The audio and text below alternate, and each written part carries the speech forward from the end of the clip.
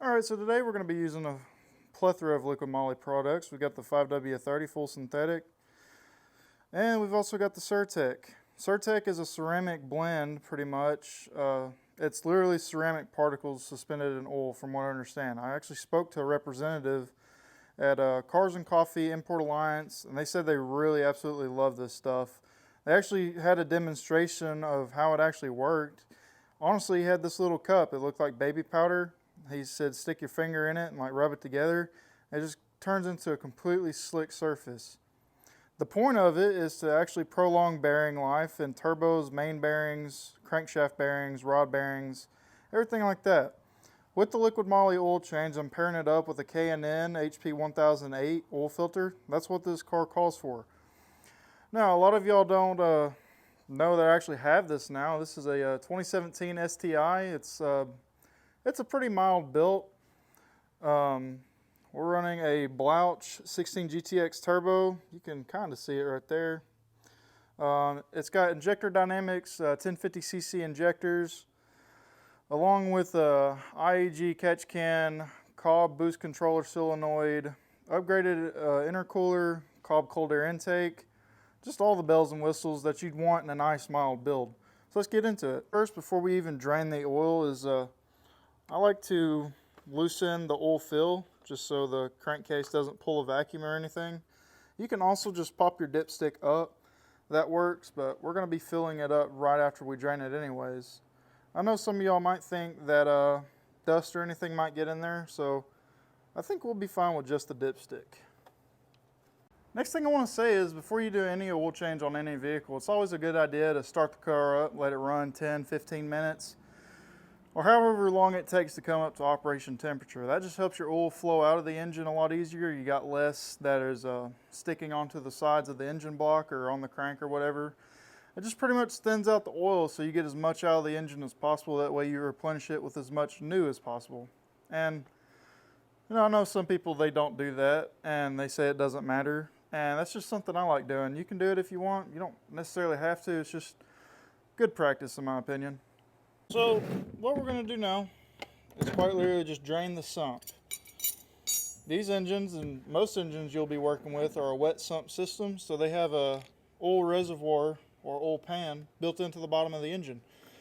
Some higher performance engines will actually have a oil reservoir off to the side. It's to give you a lot better ground clearance, and it also just helps eliminate some of the windage issues with oil and the crank dipping into oil and whatnot. So now, for my vehicle, it's a 17 millimeter bolt that you need. All you need is really to do an oil change is the oil filter strap wrench, and of course, 17 millimeter wrench.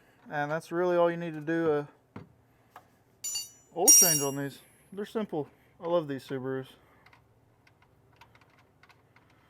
Let's see. I'm not going to be able to do this without getting oil on me. Let's move this right there. Right there. Yeah. Nice. It's also a really good idea to have plenty of towels and stuff on standby while you're doing this.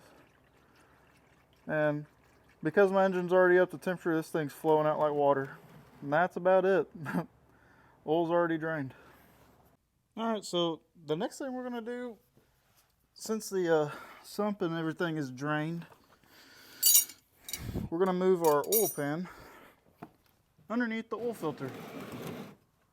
Now, I already did this part off camera, and you're going to have a tough time seeing where this oil filter is, but usually I use a strap wrench. You can get a oil filter wrench that specifically fits your type of oil filter, but I honestly kind of like these strap wrenches because it works on pretty much any size oil filter that you may have. And then, you know, you put your oil filter through here and pull it tight, and then these teeth keep this belt from actually slipping out. So that way you can it's pretty much one size fits all. And that's why I like using that, because I usually do the oil changes on my family's vehicles. Once you get it loose, you can grab it by hand. Just be mindful on these Subarus. It's right in between this exhaust. You can see the oil dripping here. Usually what I like to do is crack it, let it drain as much as possible, and then I'll go full force and pull the filter off, which that's a little bit of a slower leak. So once you get it broke loose, you can just unloosen it by finger, but you'll see it draining out.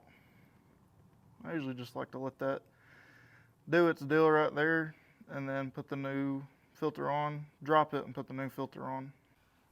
All right, now that we've mostly got that drained, and of course, you know,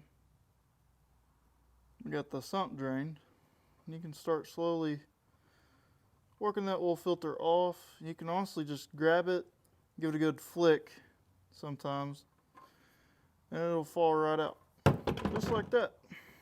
So now what we're gonna do is prep our new oil filter. Usually what I like to do is just pull it out, inspect that O-ring, make sure the O-ring's actually there.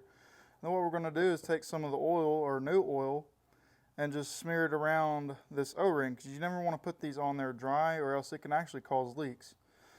Because this O-ring is actually designed to soak up a little bit of oil and expand. So it's nice to just get a nice thin layer of oil on it. And honestly, what I might as well do is just fill this oil filter up and just get it thrown up on the car. That way it helps eliminate dry starts with a fresh oil change. I'll tell you what I absolutely love about these, the way Liquid Moly packages their oil. You hardly even need a funnel. The top actually just pops open and turns into an easy pour spout. Of course, you just unscrew the top. It's like opening up a carton of orange juice. But I really love the simplicity of that. So you really don't even need that. The way they package everything, all of their stuff is just amazing. I love it. It's very user friendly. So what we're gonna do right now is actually fill up our oil filter. And like I said, that just helps eliminate dry starts. That way the engine isn't just sitting there pumping oil into pretty much a cavity. And then, like I said, you want to wet your oil ring, so usually I just dab my finger in it. Just run it through like that. And that's literally all there is to it as far as prepping your oil ring, the O-ring to not pretty much leak. Alright, so now that we got our oil filter full, we're just going to go up under the car, screw it on, and put it on there hand tight. You don't want to use any tools to tighten up an oil filter. You just want to do it hand tight. Alright, so we've got our oil filter on, hand tight. We've also got our plug in. Our plug you just want to put on with a wrench. You don't ever want to use Loctite or an impact. Usually if you see people doing that, they're just being funny on TikTok. I know I've seen it quite a few times on TikTok. But the next thing to do is to literally just down jack the car. Make sure you clear everything from underneath the car, such as oil pan. That's all we had under there. All of our tools are already picked up and everything. So we'll just down jack and fill her back up with oil.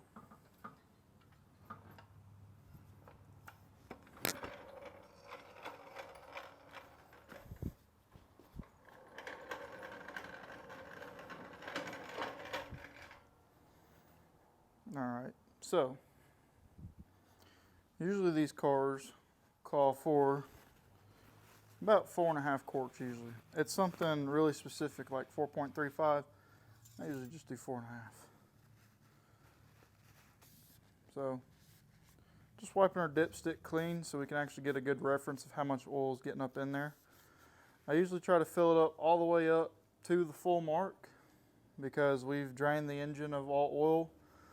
So once oil starts flowing through the oil pump again, it's going to kind of suck a good bit of oil out of the sump to go through all of the oil passages and everything. So we'll recheck it again after we start the car up, get all the system bled out and everything. So we're going to go right up to the full mark. Put that in, reseat it. You also want to wait while filling these up because the oil goes through the head. These engines are boxer engines, so you've got two heads. It's going to take a minute for all of the oil that you put in to make it down to the sump because it's got to go through the head passages to get to the sump. So that's just something to keep in mind. I'm just gonna do about 3/4 and check our level. 3/4 of the jug. That's all right. Yeah, it's about 3/4. We'll check right there. Like I said, just wait a minute. Let all that oil get down through there and into the sump itself. Here is where I would like to add the Surtec. Now I gotta say, even the packaging on this, like, this is a metal canister, it's not plastic. So you really don't have to worry about it going, you know, bad. One thing I will say, I mean, it's literally ceramic particles suspended in oil. And it's really, really slick to the touch. So what I'm going to do is just shake this up a little bit.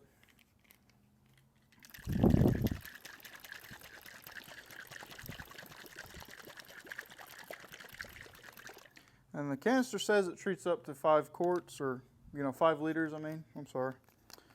So what we'll do is also pour in about 3/4 of this.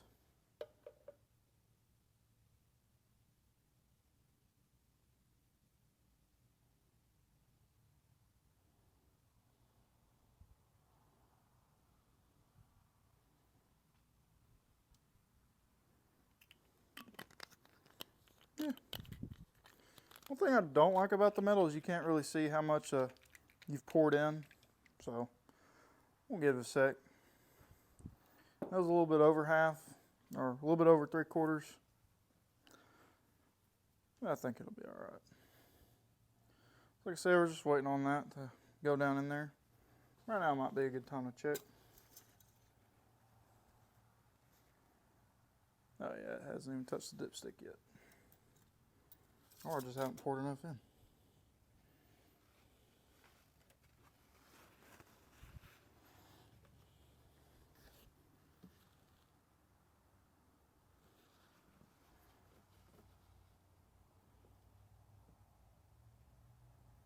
This will also help wash that Surtec down in there. Get it out of the heads a little bit quicker.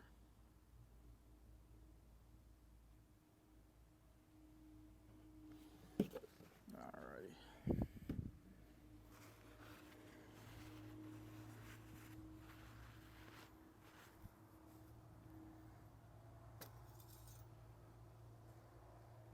Oh yeah, it's starting to register on the dipstick.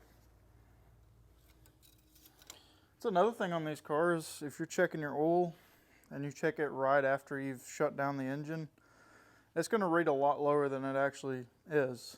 So, like I said, the oil pulls up in the heads and everything, and it takes a while for it to sink back down into the sump. You know, some people like to fill their oil up to where when the engine's running, it's right there in between the full and the add marks, but you know, that can cause a lot more windage. I understand why they want to do it, especially for a more of a performance build. If you're taking a corner and you're on a stock oil pan, if you don't have enough in there, it will actually start sucking air through the oil pump sump. So let's check this again. Yeah, so we're now right in the middle of the fill and the add. So I'm just going to add a little bit more. It's my preference.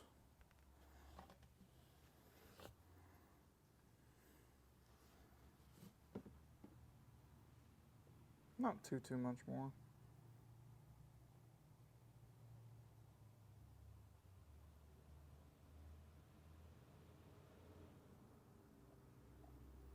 That ought to be good.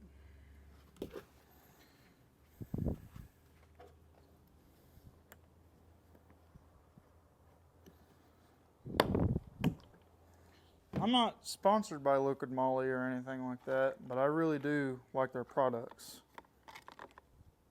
Oh, well, this is nice too. They even give you an oil change sticker. I will definitely be using that. The Surtec, didn't use all of it because I don't want to put too much in there that I don't need. But another cool thing about the Surtec is those ceramic particles actually seep their way into the oil passages, the main bearings and everything like that. And so they advertise that it lasts 30,000 miles. So it'll actually stay up in the engine between oil changes. Now this car recommends 7,500 mile oil changes. I don't like doing that. I usually do about 3,500, sometimes 3,000. That's just my preference though. If you want to follow manufacturer specifications, go right ahead. I'm not going to stop you. I'm not your dad. But I prefer changing at the regular 3,000 to 3,500 intervals. That's just my preference. You just want to start the vehicle, get the oil system primed again. And then, you know, once you see the oil light go off, I usually wait about 5 more seconds and then shut the engine off and then check for leaks.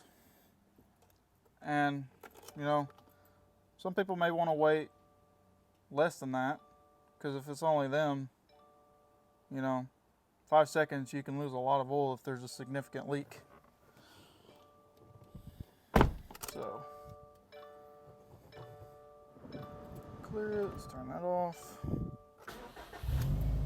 Oil light shut off. 1, 2, 3, 4, 5. Oh yeah, turbo timer. Cool. Now we'll just pop under the car and look real quick. There's no significant puddles. I'll start it back up, let it run. I don't know, maybe 30 seconds. Really make sure that the oil sump is sucking up all the oil that it needs to.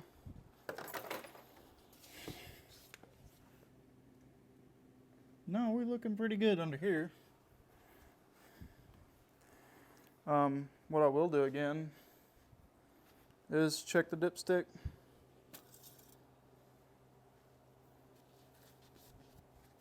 No, we're looking fantastic.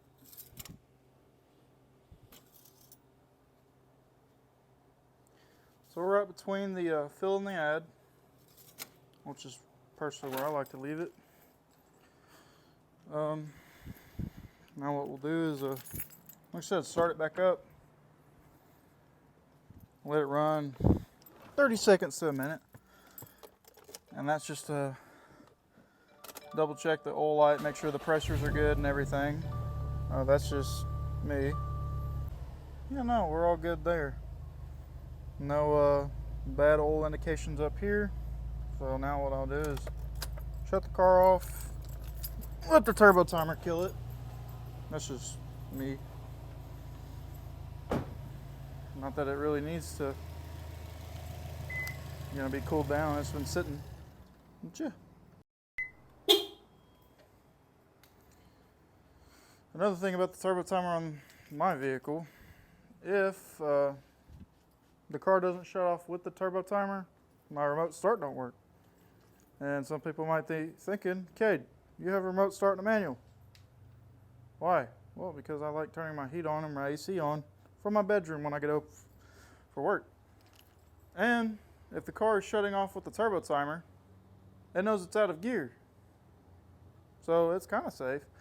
If you shut the car off and you bypass the turbo timer and just shut it off with the key, remote start won't work because it doesn't know if it's out of gear or not. So that's just me. But I mean, that's pretty much an oil change on a 2017 STI. Thanks for watching.